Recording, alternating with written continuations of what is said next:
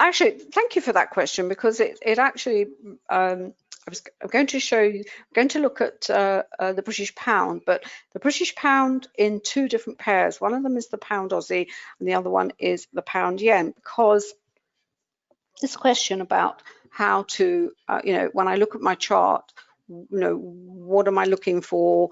What should I do? Well, the chart kind of tells you, once you understand the structure of the chart and whether is it in a trend or is it in a congestion phase. There's a lot of volatility coming in. Where on the indices? Yeah. Oh, do you want to go back to you then? No, it's fine. Just a heads up. Okay, well, David's saying there's some volatility coming into the indices, so we'll go back to it. But just so I'll be very quick on this one.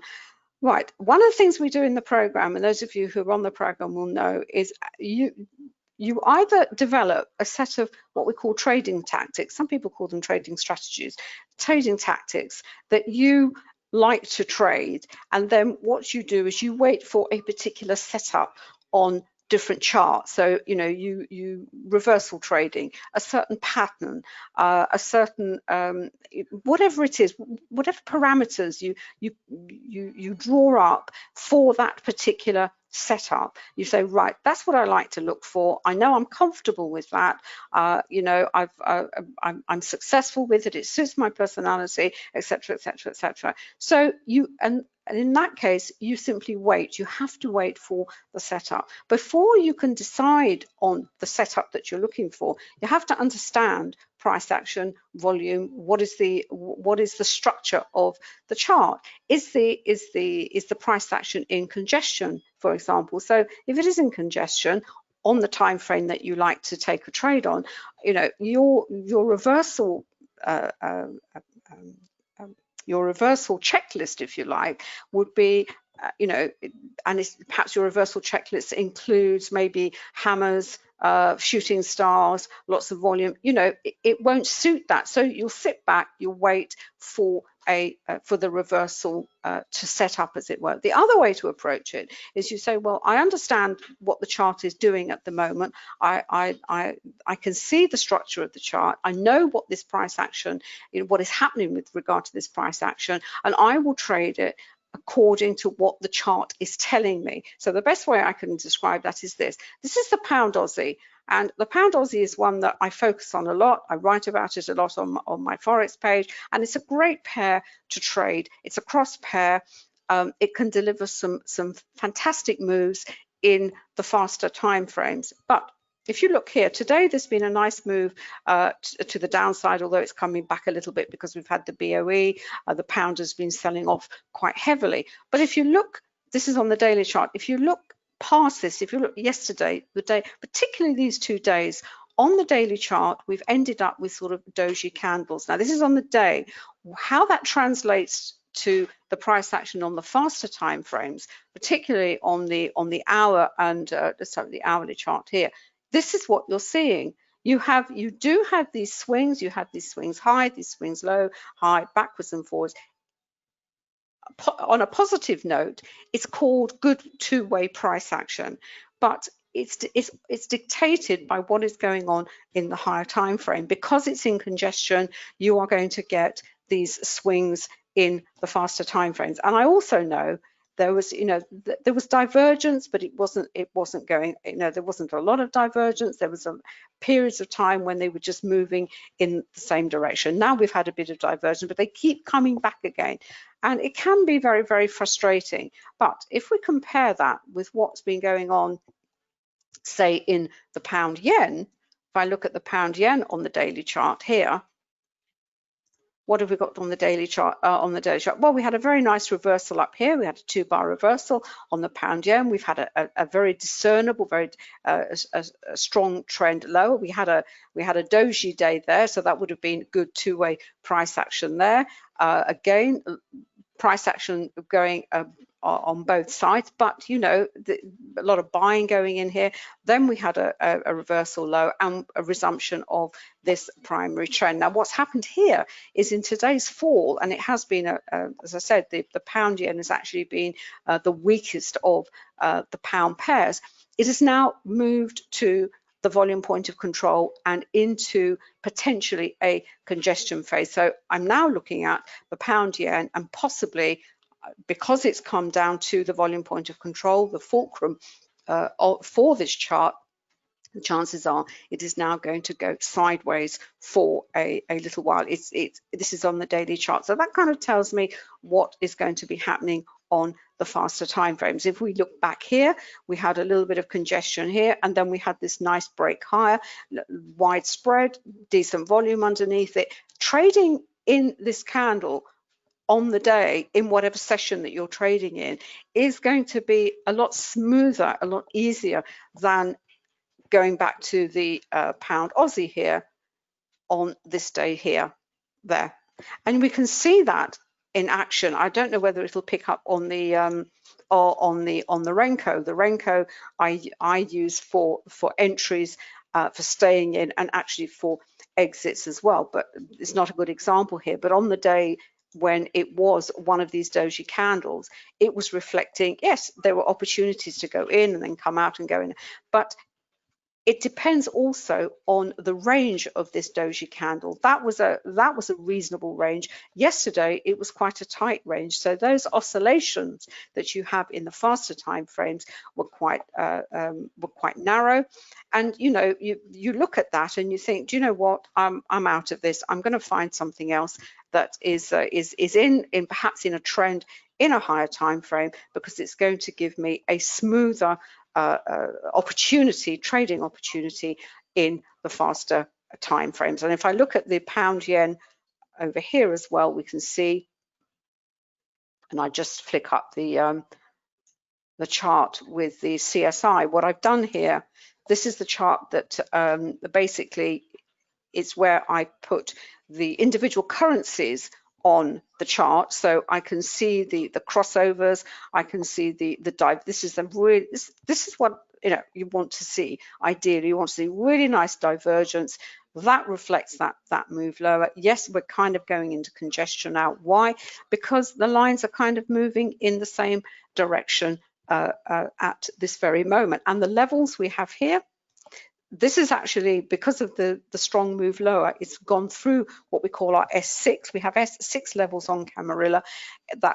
It's just gone through that, but the levels, the daily levels will be recalculated at the end of at rollover later on this evening. So I want to know where this is heading in terms of levels. I then go up to the hourly chart, and I can see here to the downside, I'm looking at 131.41. Where's it going to go if it doesn't go that? Well, it's going to go back to the S3, possibly even back to the S2. Why the S2? Well, that's where there's it bounced off the S2 previously, and the levels that are on the hourly chart are valid until tomorrow. Then on Monday, these are recalculated, and we also have levels for monthly levels which appear on the weekly chart. And what I'm seeing here as well, I'm seeing a turn up in a little bit of a turn up on the pound. The yen is kind of moving sideways a little bit. If we have the yen turned down firmly, and for that, I will also need to look at what is happening on the indices very quickly. David said there's some volatility come in, so let's have a look, see what's been happening over there. Let's have a look. Well, the NASDAQ is only down 2, so obviously something is going on in terms of sentiment, and that will be reflected in the yen, in the sense that the yen will turn lower. And if that does, and that turns higher, well, maybe, it's not going to go down to the S4. It's actually going to go back to test the S3 and possibly even back up to the S2, because the pound yen is also a currency of sentiment, because it's got the yen in the pair. And in terms of the Renko, this is the move higher. This is the congestion we're in at the moment, flip-flopping around on the colours. And what are we waiting for here? Well, we have to wait for a decisive move in one direction or the other, which the CSI will highlight. The levels will tell us, possibly where to get in and out, and also the levels will also tell us where to put our stop loss. Do you want to go back? You said there's volatility coming in, yeah?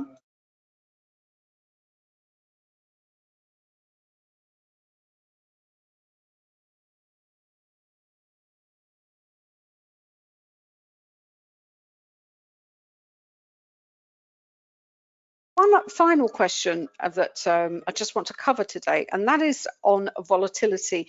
Markets are very, very volatile at the moment, obviously because of the fallout from the virus.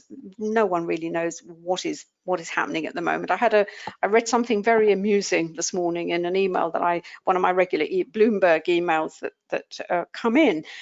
And that is fund managers, people who handle money for clients and what have you. They have absolutely no idea what's going on because everything is disconnected. The people, as you may have heard of, you've heard of traders who use the Robinhood app who are buying, stocks that are practically bankrupt, that are bankrupt, Hertz, and pouring money into things like Ford because they seem very cheap at the moment. The fundamentals are completely disconnected with regards to stocks, and so professional money is kind of scratching its head. And as I said, because there is this disconnect, there's this disconnect between what's going on in the economy and in the markets. But as I said earlier, don't fight the Fed. If the Fed is doing everything to support the market, you go with the flow.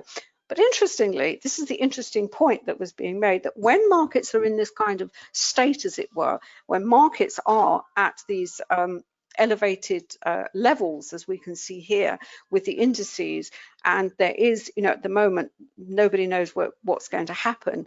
And what happens at these levels, there's a lot of retail money going in. Fund managers suddenly, having dismissed technicals up until this point, they all look at the charts. They look at chart patterns because what their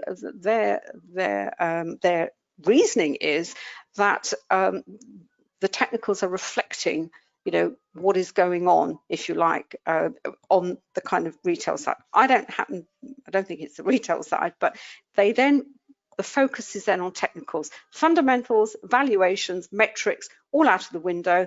They look at the technicals, and there's this tension all the time between technical traders and fundamental traders, which is to me, it's absolute rubbish, because the technical picture, you should blend the technical picture, the fundamental picture, and also what's happening in the related markets. All three are important. It's what we teach in our Forex program, and it's what I urge all traders. Whatever you trade, you should not just focus exclusively on one chart and in one time frame. And finally, my contribution is about volatility.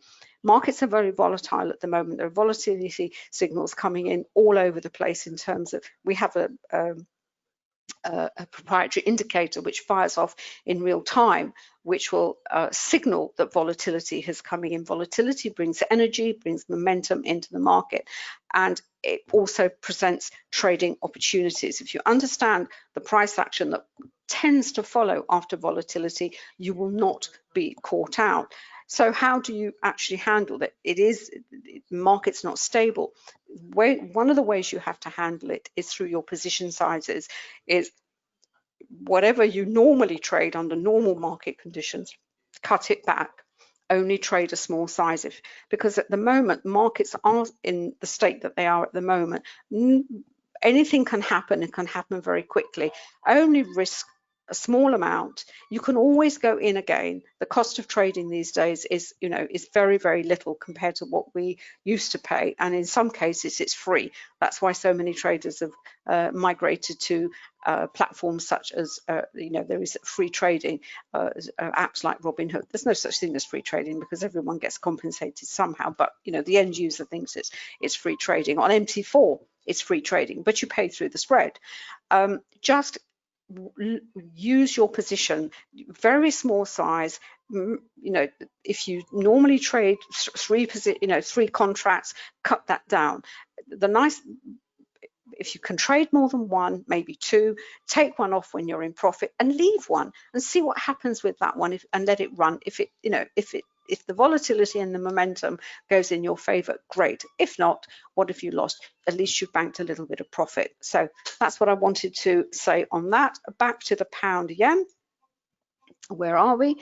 This is on as I said, the levels. I'm having to look at levels on the hour because we've actually chewed through all the daily levels for this particular pair, and it's basically moving sideways. So at the moment, there's nothing going on the pound yen, but it may change if we have an uptick in sentiment, in the sense, it's suddenly, markets decide that the sun is out once again.